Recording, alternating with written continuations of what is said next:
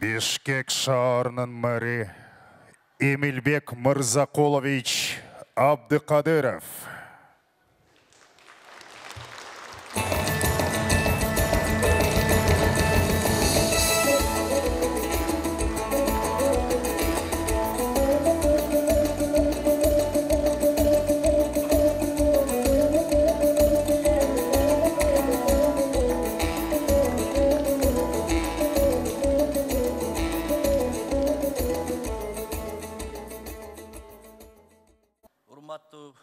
Сүйінбек Сапарбекович, қадірлі шаар тұрғындары жана меймандары.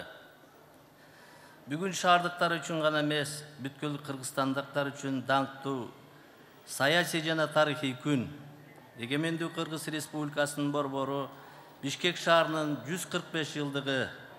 Ушул жүрөгүбүздү толкуткан, көңүлүбүздү көтөргөн өзгөчө кубанычтуу мааракебиз менен баарыңыздарды чын жүрөгүмдөн куттуктаймын.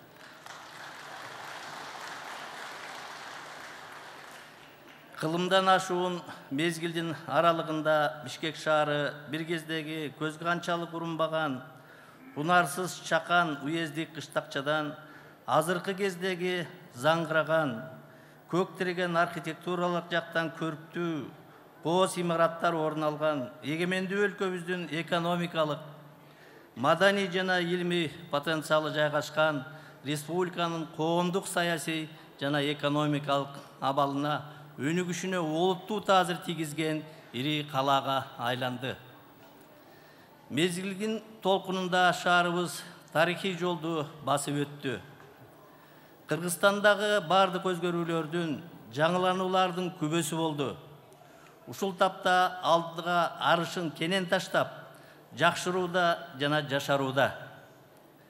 Көптөгөн жаңы имараттар курулуп, заманбап инфраструктуралык объектилер пайда болууда. Соода жана тейлөө чөйрөсү кулачын жаюуда, жолдор жапырт оңдолууда жана киришебиз жылдан жылга көбөйүүдө. 2022 жылы Бишкек шаарынын ички дүң продукциясынын көлөмү 367 миллиард сом болуп, жалпы республиканын ички дүң продукциясынын 40%-ын түздү. 10 жыл мурдагыдан 2,7 эсеге жогоруласа, фискалдык саясатты күчөтүүнүн негизинде кирешелерди көбөйтүүнүн мүмкүнчүлүктөрү пайда болуп, өлкө боюнча 154 миллиард сом салыктык түшөлөр жыйналса, анын 82,6 миллиард сому Бишкек шаарында чогултулган.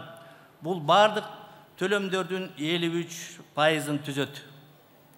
Борбор шаарыбыздын ушундай ийгиликтерге жетүүсүнө, өсүп өнүгүүсүнө татыктуу салымын кошкон бардык шаардыктарга, ушул залда отурган улуу жана кичүү муундун өкүлдөрүнө терең ыраазычылыгыбызды билдиребиз жана каармандыгыңыздар үчүн таазим этебиз. Бүгүнкү күндө Бишкек мэриясы Кыргыз Республикасынын президентинин жарлыгы менен бекитилген 2026 жылга чейин Кыргыз Республикасынын өнүктүрүүнүн улуттук программасын жүзөгө ашыруу боюнча ар тараптуу уюштуруучулук иштерди жүргүзүүдө. Экономикалык ыкчам өсүштү камсыз кылуу максатында башкаруунун эффективдүү ыкмаларын колдонууга, санариптик инновациялык технологияларды киргизүүгө, ири инвестицияларды тартууга, шаардын архитектуралык келбетин жакшыртууга, фискалдык саясатты натыйжалуу жүргүзүүгө өзгөчө маани берүүдө. Өлкөнүн кубаттуулугу жыл сайын артып баратат. Президентибиз Садыр Нуркожоевичтин колдоосу менен социалдык объекттерди куруу Бишкек шаарынын курулуш жүйөрөсүндөгү артыкчылык багыттарынын бири болуп калды.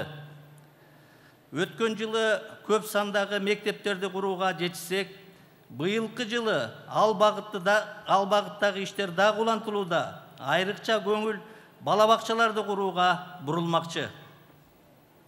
Ошондой эле республикалык жана жергиликтүү бюджеттердин эсебинен турак жайлар, ооруканалар, спорттук жана соода комплекстери куруу күчөтүлгөн алкакта жүргүзүлмөкчү. Бишкек шаарын толугу менен муниципалдык транспорт менен камсыз кылууну колго алдык. Президентибиздин колдоосу менен микроавтобустарды борбордун сыртка чыгаруу максатында 2023 жылы 1000 автобус алууга келишим түзүлүп, жыл аягына чейин анын 500 данасы келүүсү күтүлүүдө. Мындан тышкары эл аралык финанс уюмдарынын колдоосу менен жаратылыш газы менен иштетилген 124 автобус жана 120 электробустарды сатып алуу дагы Кудай буйруса ушул жылы ишке ашырылат. Өткөн жылы шаар тургундарынын эс алуусун жакшыртуу үчүн жалпы аянты 60 гектардан ашуун жерге 12 сейил бак жана 50 гүл бакча курулуп, Бишкек шаарынын көчө жол тармагын өнүктүрүү долбоорунун алкагында шаарыбыздын 109 көчөсүндө жалпы узундугу 165 километр жол жасалып, 12 көпүрө курулуп, 14 көчөсүндө тротуарлар капиталдык оңдоодон өткөрүлдү. Ушул жылы дагы бул багыттагы иштерди күчөтүү максатында долбоордук наркы 34 миллион долларды түзгөн 4 транспорттук развязка курулат. Аны менен бирге Чүй Бейшеналиев жана Чүй Шопоков көчө тилкелеринде жер алдынан өткөрмө жолдорун куруу дагы ушул жылы ишке киргизилет. Президентибиз демилгелеген Жашыл мурас улуттук өнөктүгүн жүзөгө ашыруу багытында шаардын экологиялык абалын жакшыртуу, таза шаар долбоорун ишке ашыруу боюнча да алгылыктуу иштер жүргүзүлүүдө.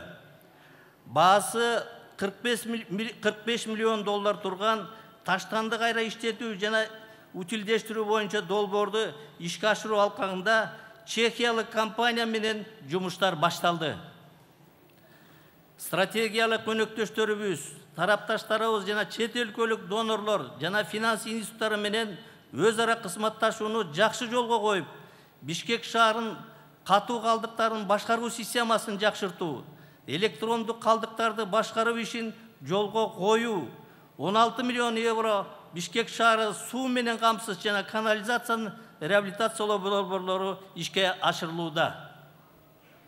Шаарыбыздагы 47 конуштун 27 конушунда газдаштыруу иштери бүткөрүлгөн болсо, быйылкы жылы Ак Тилек 2, Ак Тилек Турбаза, Төкөлдөш, Бакаята жана Аларча конуштарын газдаштыруу жана бардык социалдык объектилердин көмүр отказандарын газ отказандарына өткөрүү шаар экологиясы үчүн жасалып жаткан артыкчылыктуу иштерибиздин негиздеринин бири болуп калмакчы. Урматтуу шаарыбыздын тургундары, кадырлуу коноктор, Борбор калабыздын башкы байлыгы анын көп улуттуу тургундары. Бул жерде катышып жаткан улуу жана жаш муундардын өкүлдөрү сиздер. Ар бириңиздер өзүңүздөр жашап жана иштеп жаткан Бишкек шаары менен сыймыктана тургандай, шаарыбызды көз жоосун алган кооз, таза жана меймандарга жайлуу, жакшы маанайда эс алуу үчүн бардык шарттарды түзөбүз. Панфилов паркы, Эркиндик бульвары, Жаш гвардия бульвары, Ататүрк паркынын көркүн дагы арттырып, Аларча, Аламедин жана БЧК каналдардын айланасын шаардыктардын, анын ичинде жаштардын сүйүктүү жайларына айлантабыз. Ага кошулташыл кичи парктарды, оюн зоок борборлорду, вело жолдорду курууну улантабыз. Сиздердин жана биздин биргелешкен аракеттерибиз менен Борбор шаарыбыз гүлдөгөн кала болушуна мен шаар башчысы катары убадамды беремин.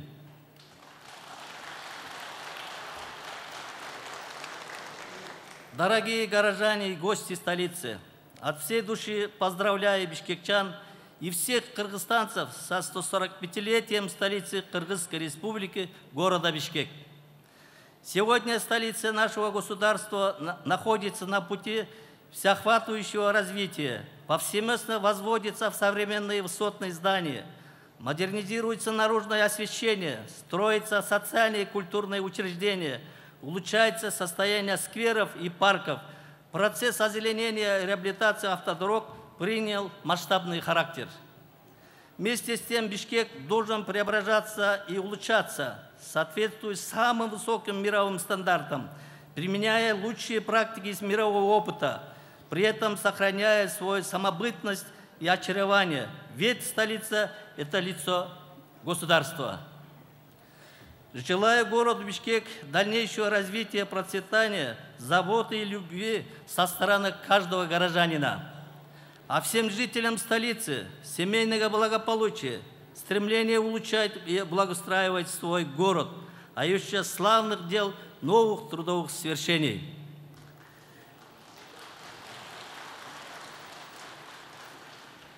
Сіздерді дағы бір жолы шаарыбыздың 145 жылдық мерекесі менен чын дилимден құттықтаймын.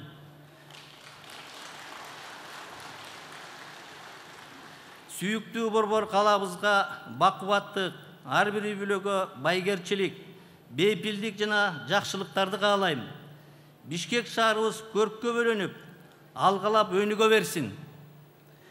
Жашасын Кыргызстаныбыз, гүлдөй берсин борборубуз, Бишкек шаарыбыз.